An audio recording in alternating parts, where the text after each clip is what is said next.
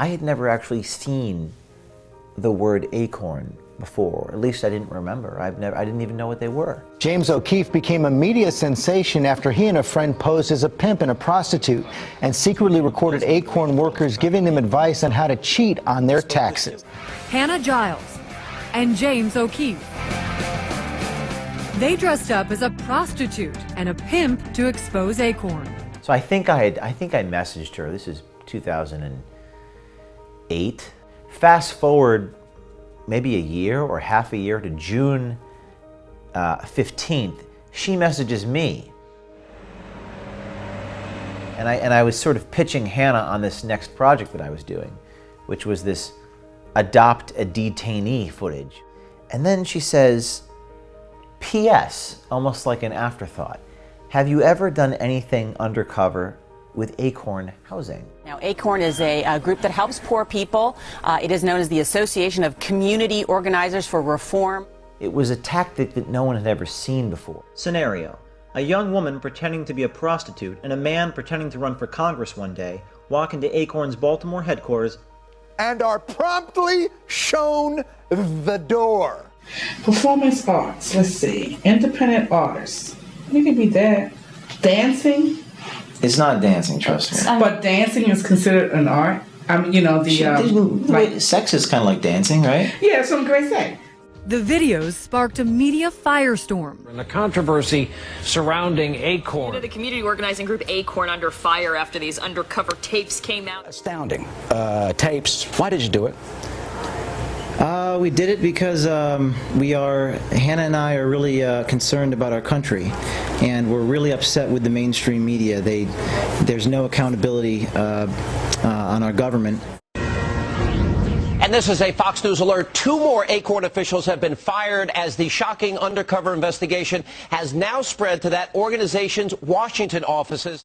Rarely does a piece of investigative reporting get such a big and quick response, and rarely is the undercover reporter such a fascinating character. You know who broke this story? These two. You're telling me that 2 kids from the cast of High School Musical 3 can break this story with a video camera and their grandmother's chinchilla coat, and you got nothing? I had this camcorder that my mom had purchased for me for Christmas. So I asked Hannah, are you willing to play the role of the prostitute, thinking she might, of course, demur and say no, and she's like, sort of course. What I had said to Hannah was, if we have a prostitute, we should probably have a pimp. That there should be a pimp that walks into the offices. Truth be told, I had a Joseph A. Bank suit that I had purchased for a couple $100 for my graduate school education classes. And I had a French cuff shirt and a fitted suit from Joseph A. Bank. And my grandfather had given me this hat. It's actually behind me. I needed a coat of some type, so I knocked on my grandmother's door to the attic, which was right next to my bedroom. And I said, you know, do you have something from maybe a few decades ago that could pass for a role of this nature? And later that day, on my bed was a folded chinchilla fur shawl, which was my grandmother's fur coat. The actual rehearsing we did was just as comprehensive of a rehearsal as we would do for a current operation. We were talking about techniques and elicitation techniques and what we might get, and there was some serious foreshadowing in this meeting because we could envision some of the things that they might say. Like you originally said, we need to get you nodding. We need to make them trust us too, because if they're going to be giving us a loan, they want to be able to trust that they can get money back from us. Mm-hmm. We need to get Stan here to say, what he needs to say is, that will be no problem, quote unquote, or right. That sounds great, or we've never dealt with these people. Or here's how we're going to do it. Right. And you give us something and you take it, or... But we have a problem. I think another way we can present it, we have a problem. We need a solution. Even though we have these inadequacies, can you still help us? I really loved it. I'll see you later. Thank you. I had no idea I was going to walk into the office in Baltimore and Tanja Thompson was going to spend an hour talking about creative ways to commit tax fraud.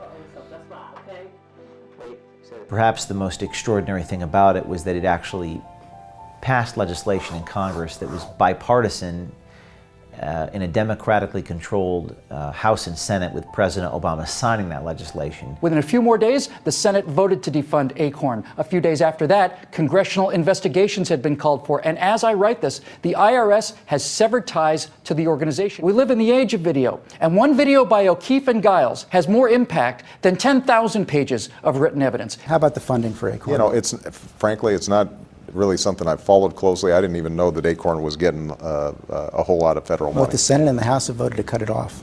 You know, what I know is that what I saw on that video was certainly inappropriate. To ACORN, obviously, the conduct that you see on those tapes is completely unacceptable. When you have this sort of creative adrenaline, when you're with a young person, and you're coming up with this vision, you're constructing a vision and a formula that most people just don't have that creative synergy, and it's only possible. It's only possible when you have that adrenaline. I think one of the Project Veritas rules years later was, you get a source of creative adrenaline at some point. Go with the flow.